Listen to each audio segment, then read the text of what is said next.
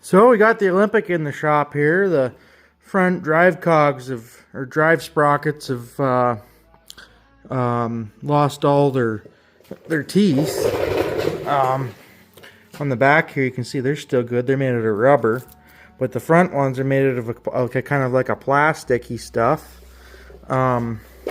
They've worn completely off, and because this thing's from '72. I ordered some new ones here. They're made in Taiwan. They came from Montreal. They still make them. Got these on revco.ca. They're about 15 bucks a piece.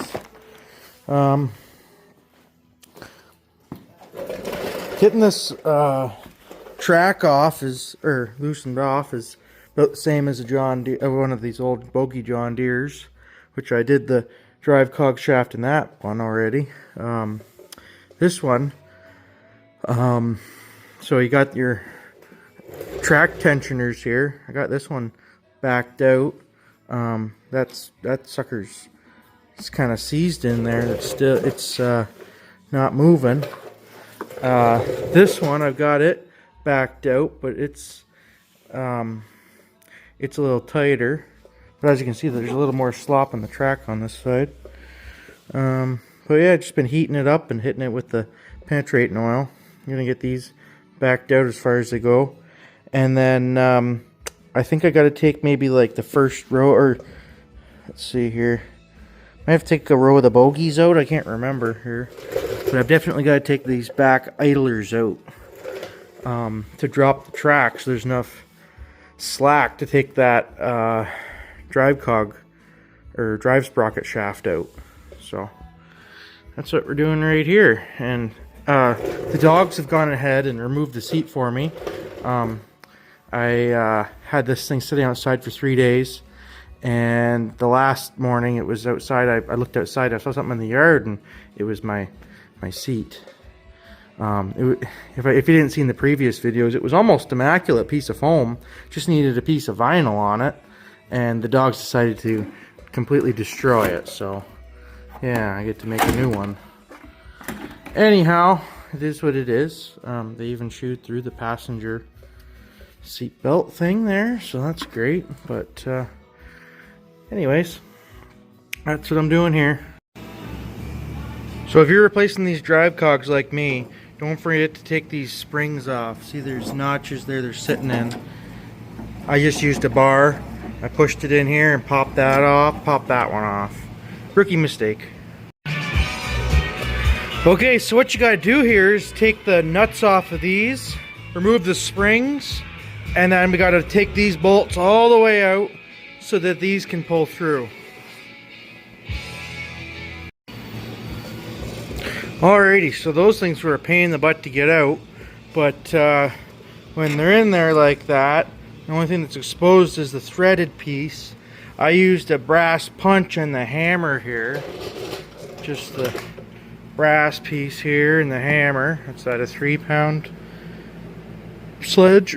And I had to get it real hot with the propane torch there, and then tap that one out. This one came out okay, but you gotta loosen this off as far as it'll go.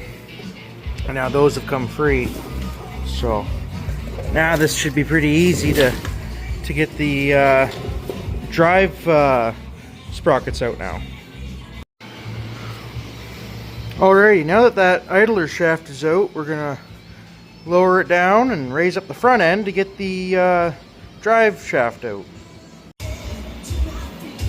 Want to see some worn down drive cogs? There's some right there. Those are not bogies, those are drive cogs. Okay, now what we're going to do is get the oil out of there.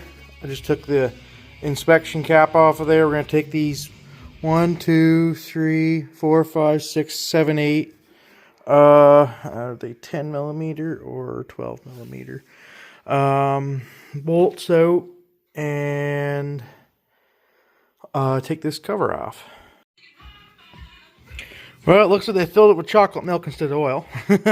But anyway, we're just going to pull this cotter pin out, and the shaft should hopefully come out. I already took the 3 bolts off of the other side here.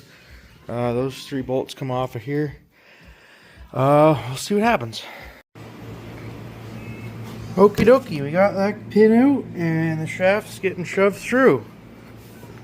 On this side, just yank on this end and hopefully we can get this apart. Well, that was kind of a pain in the butt. I forgot that the shaft here is hollow and has oil going over to this bearing too. This thing was really stuck on there. This piece that holds the bearing, there's a rubber seal there. I don't know if we'll be able to reuse these seals or not. Maybe, maybe not. They don't get hot though, other than from like spinning. There's no engine. They're not part of the engine, so I don't know. We'll see. But yeah, I'd say those drive cogs are done. Can't get one more year out of those.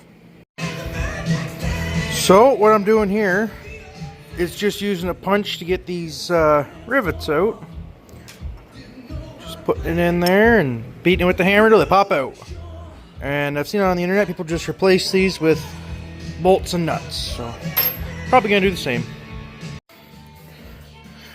Alrighty, I just took the bearings off here with the 3-jaw puller.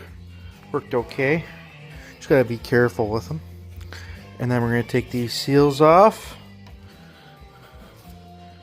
And this guy will come off of that side.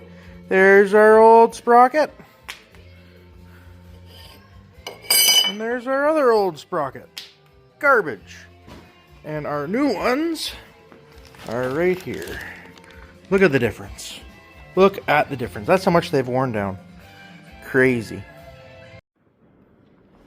Alrighty, this is the next day. I pulled these bearings off on each side and the seals, and then took the old, what was left of the old sprockets off, put the new sprockets on here. All these old rivets I'm just going to throw away because I went to Home Hardware and I got just some 1/4-inch bolts here, and they're about 3/4. I think they're 3/4 long, and they're just perfect. They're just perfect. I didn't want them to be too long, so they'll be just perfect. And then I got some locking or lock nuts, some 1/4-inch lock nuts, so they'll be just perfect. And yeah, and I thought there was 10 on each side, but I was wrong. There was 9. I just kind of guessed when I went to Home Hardware. But no, there's 9. So you need 9 on this side and 9 on the other. So yeah, not too bad. This should do. Yeah, they may rust, but like they're zinc coated. So I mean, I don't know. They'll be okay. They'll do fine. And this is what I'm gonna do. And then once I get this back together, I'm gonna put it, or all this together. I'm gonna put it back in the sled. I'm just gonna reuse these rubber seals. They seem okay. There's a lot to give to them, and I think they'll be okay. So we'll see what happens. If they leak, they leak, and I'll replace them. Alrighty, I just got her all buttoned back up. I just put the chain case back on here, and I put that rubber viewing port back in. I cleaned it up a little bit, and I tipped it up on an angle a little and tried to get some oil in there, so hopefully it'll fill up that shaft. I'm going to lower it back down now and check the level again with the flashlight just to see what that has a line there. I just put some gear oil in it here. Just some. This is full synthetic too, so I'm never going to have to change it again. But anyhow, yeah, I'm going to lower it down and see where we're at. Looks like it's all lined up pretty good. You just got to hold your mouth right when putting these in. Don't over tighten them. Same as the other side. They're I think they're 7/16 is the socket I was using. The metric one didn't fit. It wasn't a 10 mil and it wasn't 12 or 8, so I got that 7/16 to fit. So I used 7/16 was the lucky number. But yeah, I'm gonna lower this down, and don't forget to put the one washer on the shaft before you put it through the gear. So it goes washer, gear, another washer, and then cotter pin. So that's what I did there. And make sure your springs for your chain tensioners are in there too, and make sure your gasket's nice and clean. I just reused the rubber gasket on there. Hope it doesn't leak, but if it does, I'll have to get a new one. And then for those rubber seals on the shaft there, I just reused them. I cleaned them up just with paper towel. They look okay, and they're not leaking yet. I put my hand under there. On this side, it's not leaking. I'll check the other side once it's down. But yeah, we'll lower it down and put the idler pulley or the idler sprockets back in. These bearings spin pretty good, so I'm gonna stick with them. I greased all the bogies, and they all seem pretty nice. So yeah, turning out pretty good. And there we are. She's all back together. Went for a test drive, running good.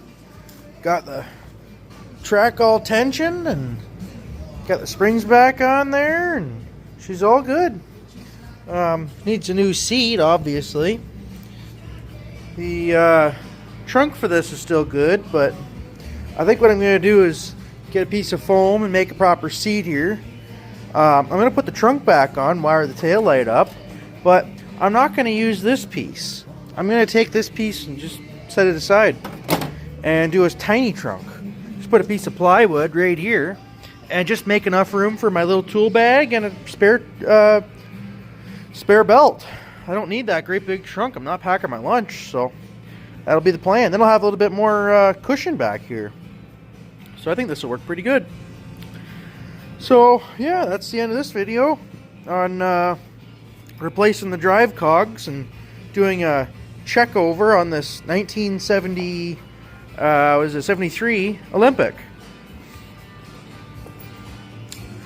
So thanks for watching, and hopefully we'll see you in the next video with something else. This might be in another video. Points went on it again. It's just the one side this time. Cheap points from China, I guess. This side's still good. That side's no good. Still waiting for parts to come from MFG Supply. But then she'll be back together and she'll be running. Ran good on one cylinder when I had it going, but oh well. But yeah, thanks for watching. Take care. Keep your stick on the ice.